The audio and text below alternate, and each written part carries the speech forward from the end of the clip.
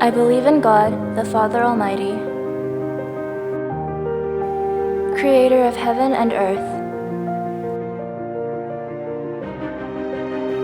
I believe in Jesus Christ, God's only Son, our Lord,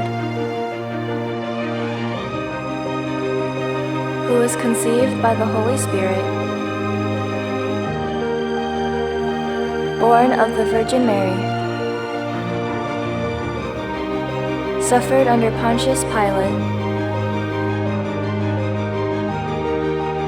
was crucified, died, and was buried. He descended to the dead. On the third day, he rose again. He ascended into heaven. He is seated at the right hand of the Father, and he will come again to judge the living and the dead.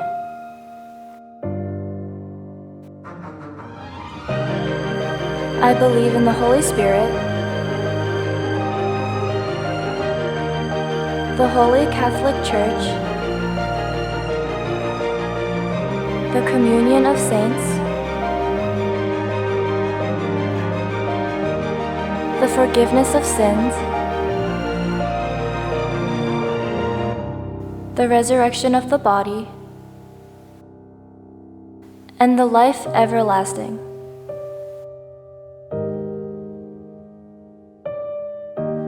Amen.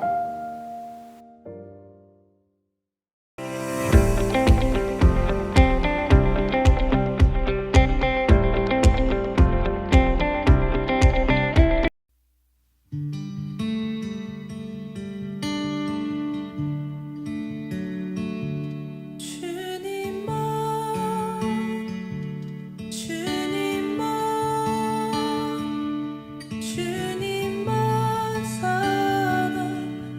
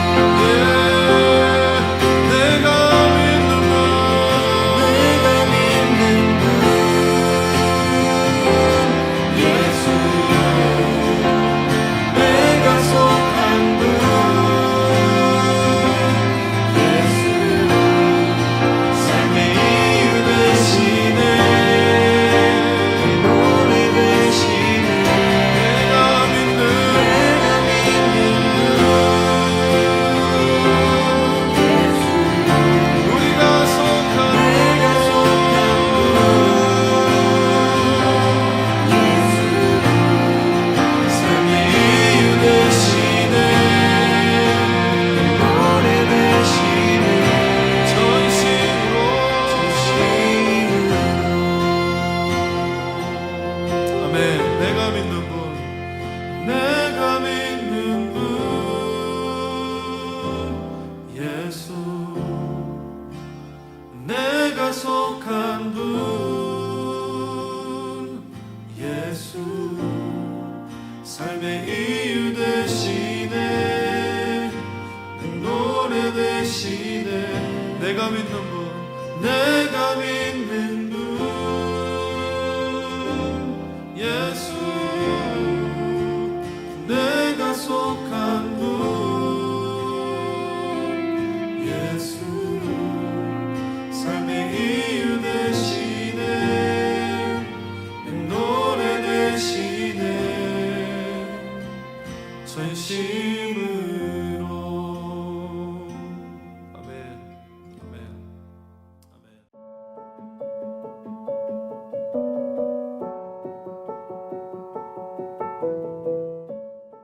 하늘에 계신 우리 아버지, 오늘도 이렇게 예배 드릴 수 있게 해주셔서 감사합니다. 오늘도 모든 친구들이 의지와 성령이 충만하게 해주세요. 예수님의 이름으로 기도드립니다. 아멘.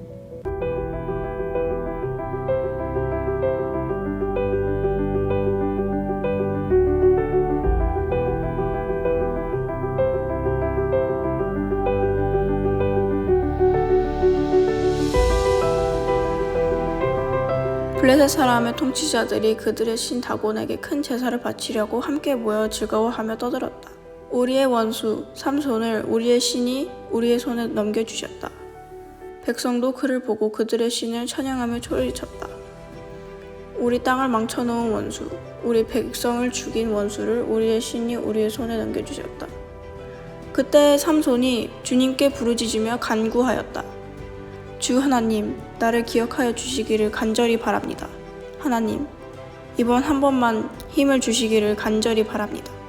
나의 두 눈을 뽑은 블레셋 사람들에게 단번에 원수를 갚게 하여 주십시오. 그런 다음에 삼손은 신전을 버티고 있는 그 두 기둥을 하나는 왼손으로 또 하나는 오른손으로 붙잡았다. 그리고 그가 블레셋 사람들과 함께 죽게 하여 주십시오 하고 외치며 있는 힘을 다하여 기둥을 밀어내니 그 신전이 무너져 내려 통치자들과 모든 백성이 돌더미에 깔렸다. 삼손이 죽으면서 죽인 사람이 그가 살았을 때 죽인 사람들보다도 더 많았다.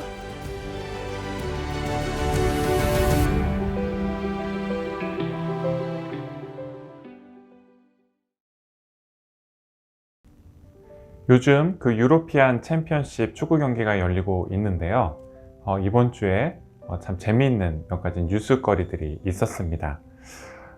메시와 더불어서 그 축구계를 양분하고 있는 그 크리스티아노 호날두가 기자회견 중에 자기 앞에 놓인 콜라를 이렇게 치우면서 콜라 대신 물을 마셔야 한다고 말했던 사건이었는데요. 호날두가 그렇게 콜라를 치워버리는 바람에 어떤 일이 일어났을까요? 코카콜라의 주가가 무려 40억 달러, 한화로 4조 원이나 증발해버리는 그런 일이 있었습니다. 잘 알려진 한 사람의 말과 행동이 얼마나 큰 영향력을 갖는지를 잘 보여주는 사건이었죠. 그런데 그 음료수와 관련된 에피소드는 거기에서 끝나지 않았어요. 이번에는 프랑스 대표팀의 미드필더로 뛰고 있는 폴 포그바가 자기 앞에 놓여있던 하이네켄 비어 맥주를 이렇게 치워버렸는데요. 무슬림으로서 종교적인 이유 때문에 금주를 실천하고 있기 때문이라고 알려졌죠.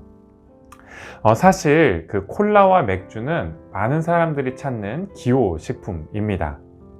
하지만 종종 그 논란의 중심에 서게 될 때가 있습니다. 엘리트 운동선수들의 경우에는 최상의 경기력을 유지하기 위해서 피하는 음료이기도 하고, 꼭 운동선수가 아니더라도 일반인들의 경우에도 자신의 어떤 종교적인 신념 때문에, 또 개인적인 신념 때문에 이런 음료들을 기피하는 경우가 종종 있죠. 오늘 우리가 함께 읽은 그 본문에는 사사 삼손이 등장하는데요. 삼손은 성경에서 가장 유명한 사사 가운데 하나입니다. 엄청난 괴력을 가지고 있어서 사자를 이렇게 맨손으로 제압할 수 있었는가 하면 혼자서 무려 1000명이나 싸워서 이길 수 있는 그런 힘을 가지고 있었죠. 그런데 그런 삼손에게는 다른 사사와 비교해서 좀 독특한 점이 몇 가지가 있었습니다. 그 중에 한 가지는 바로 그가 태어나면서부터 그 나시린으로 구별되었다라는 건데요. 나시린이라는 뜻은 거룩하게 구별된 사람이다 라는 그런 뜻이 있어요. 나시린은 그래서 엄격하고 어떤 경건한 삶을 살아야 했는데 나시린으로 자란 삼손은 다른 사람들과 달리 몇 가지 지켜야 하는 그런 규칙들이 있었습니다. 나시린에 관한 구체적인 규례는 민수기 6장에서 자세하게 언급되고 있는데 삼손의 이야기가 시작되고 있는 사사기 13장에서 언급되고 있는 몇 가지 규례들은 다음과 같은 것들이 있습니다. 첫 번째로는 사체나 부정한 물건들을 이렇게 만지지 않아야 했어요. 또 두 번째로는 머리를 자르면 안 됐고, 마지막 세 번째로는 술과 또 포도로부터 난 그런 소산물들을 먹으면 안 됐어요. 이런 규정들은 당시에 그가 하나님께서 특별히 그 구별하신 사람이라는 것을 말해주는 표지였습니다. 머리를 자르지 않는다라는 것은 하나님께서 자기 삶의 모든 것을 주관하실 수 있도록 자신을 내어 드린다라는 의미가 있었어요. 또 술을 마시지 않고 부정한 음식을 먹지 않는 것 역시 육체적인 쾌락과 만족, 어떤 이 세상에 주는 즐거움을 쫓지 않고 거룩하고 경건한 삶을 살겠다라는 그런 다짐의 표시였죠. 하지만 사실 삼손이 그 나시린으로서 살아야 할 그런 경건한 삶에 걸맞는 성격을 가지고 태어난 것은 아니었습니다. 삼손은 기질적으로 굉장히 이렇게 자유분방했고 즉흥적이었고 또 충동적이었죠. 자기 행동의 앞뒤를 깊이 생각하는 타입이 아니었어요. 하지만 삼손은 그 성격 그대로 하나님께 쓰임을 받게 되는데요. 사사기 14장부터 15장에 보면 이에 관한 일화가 한 가지 소개되어 있습니다. 때는 삼손이 결혼식을 올릴 때였어요. 삼손은 이스라엘의 사사였지만 이스라엘 여인과 혼인하지 않았습니다. 대신 부모님의 반대에도 불구하고 그 블레셋 여인과 혼인을 하게 되죠. 삼손이 당시 사회적이고 종교적인 관습에 얽매이지 않을 만큼 자유로운 영혼의 소유자였기 때문이에요. 하지만 그런 삼손을 통해서 하나님은 이스라엘을 블레셋 사람들의 손에서 구원할 그런 계획을 세우시게 되시는데요. 하필 오늘이 그 Father's Day라 이런 말씀을 나누기는 좀 그렇지만 사사기 14장 3절부터 4절까지의 말씀을 보면 다음과 같은 말씀이 기록되어 있습니다. 그러자 그의 아버지와 어머니가 그를 타일렀다. 내 친척이나 내 백성의 딸들 가운데는 여자가 없느냐? 너는 왜 할례도 받지 않은 블레셋 사람을 아내로 맞으려고 하느냐? 그래도 삼손은 자기 아버지에게 말하였다. 꼭 그 여자를 색시로 데려와 주십시오. 그 여자는 첫눈에 내 맘에 쏙 들었습니다. 그의 부모는 주님께서 블레셋 사람을 치실 계기를 삼으려고 이 일을 하시는 줄을 알지 못하였다. 그때에 블레셋 사람이 이스라엘을 지배하고 있었다. 삼손이 사사가 된 건 이스라엘이 블레셋 사람들에게 무려 40년 동안이나 괴롭힘을 당하고 있을 때였습니다. 삼손이 사사로서 거둔 첫 번째 큰 업적은 부모님의 반대를 무릅쓰고 블레셋 여인과 치른, 결국 엉망진창이 되고 말 자기 결혼식에서였는데요.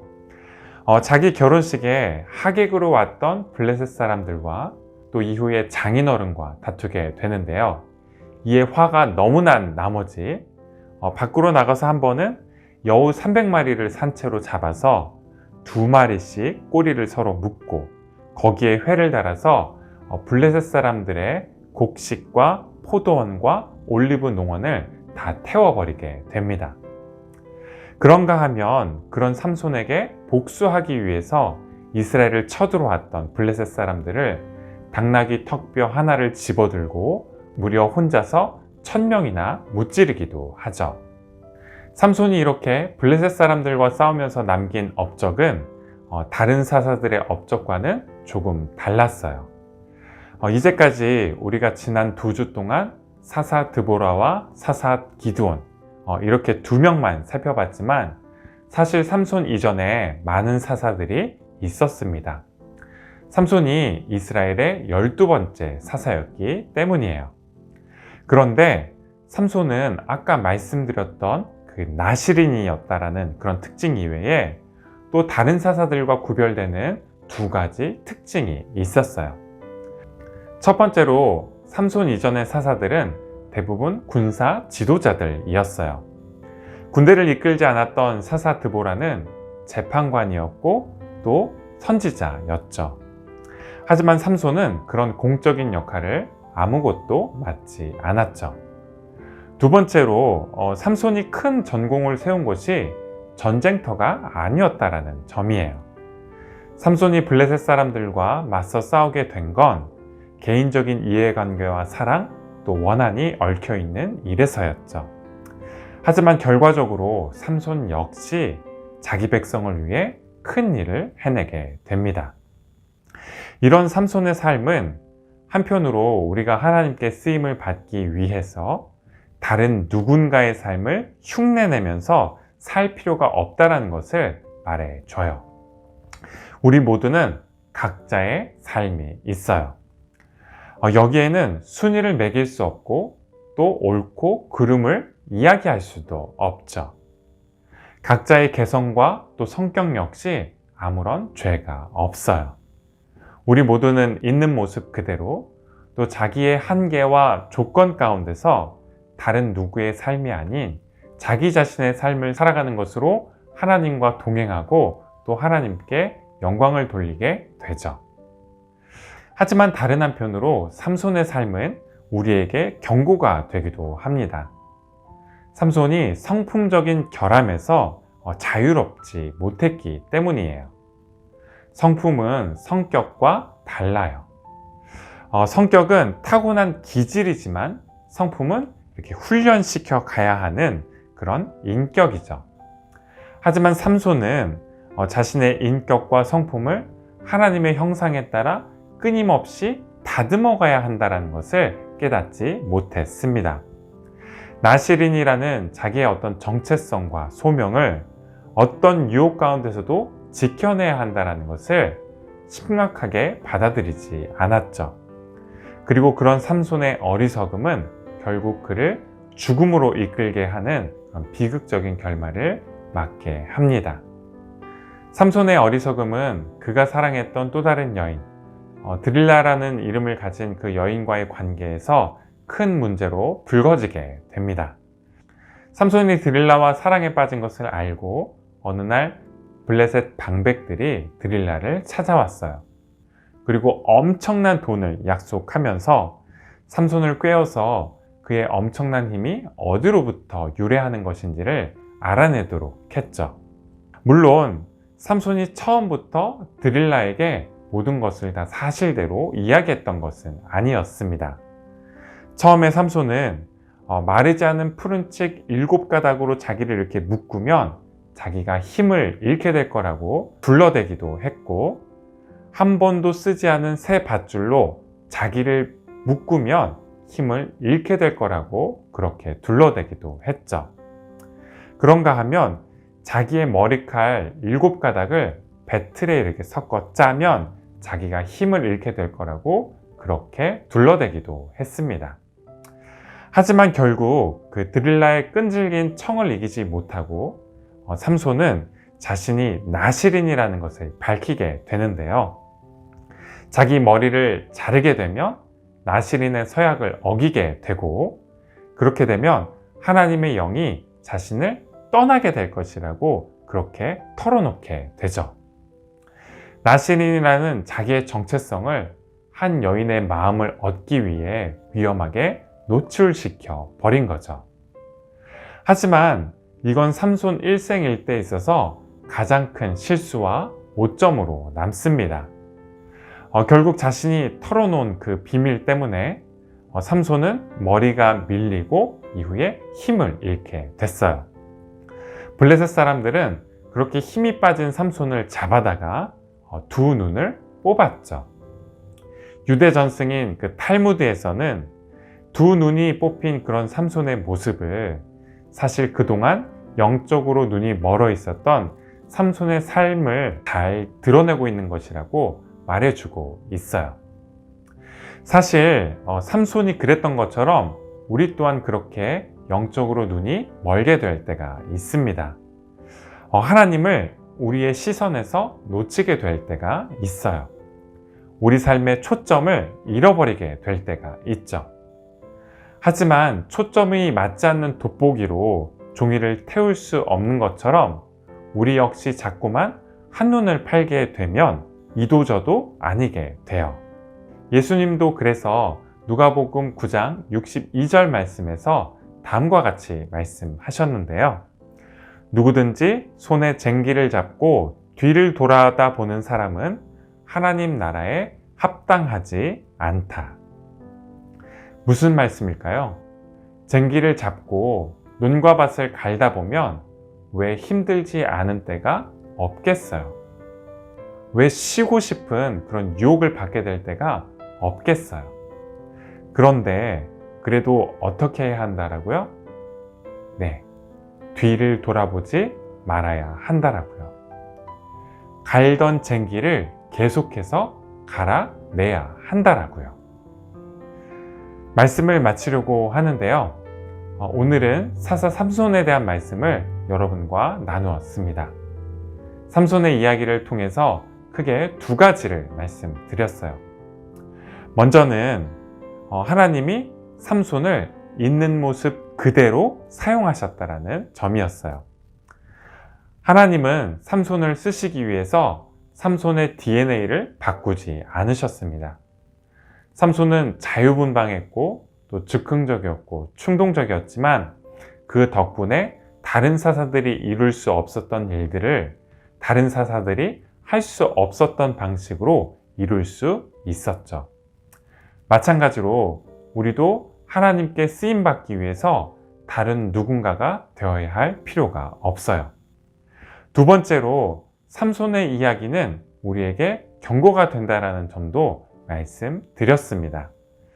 삼손은 엄청난 재능과 또 능력을 가지고 있었지만 그에 걸맞는 성품을 갖추지는 못했어요. 유혹을 이기는데 실패했고 자기 삶을 거룩하게 살아내는 데 있어서 실패해버리고 말았죠. 사람마다 능력은 제각각일 수 있고 또 성격도 자기 나름대로일 수 있어요. 하지만 우리 모두는 공통적으로 우리의 성품을 하나님의 성품에 따라 이렇게 연단시켜 가야 하는 그러한 책임이 있습니다. 하나님의 사람이라는 우리의 정체성을 따라 살고 또 힘들고 아무 의미 없는 것처럼 느껴져도 자기 삶을 감사한 마음으로 신실하게 매일매일 가꿔가야 할 그런 책임이 있죠. 이 말씀을 기억하면서 Who am I? 찬양을 다 함께 찬양하시겠습니다.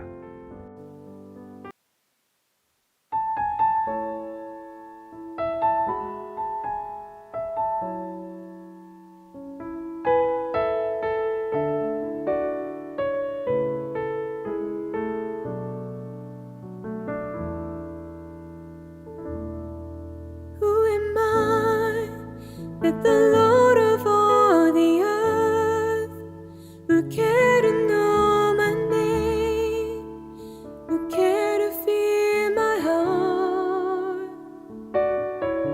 Who am I that the bright and morning star would choose to light the way for my ever-wandering heart? Not because of who I am, but because of what you've done.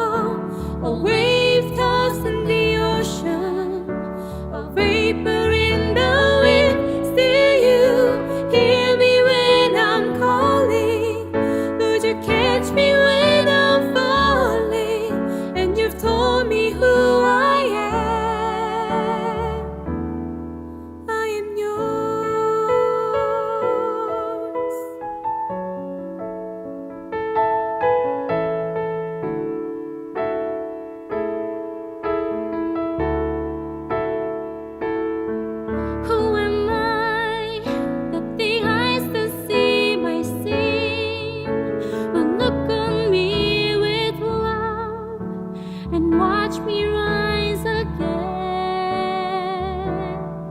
Who am I that the voice that calmed the sea will call out through the rain and calm the storm in me? Not because of who I am, but because of what you've done. Not because of what I've done, but because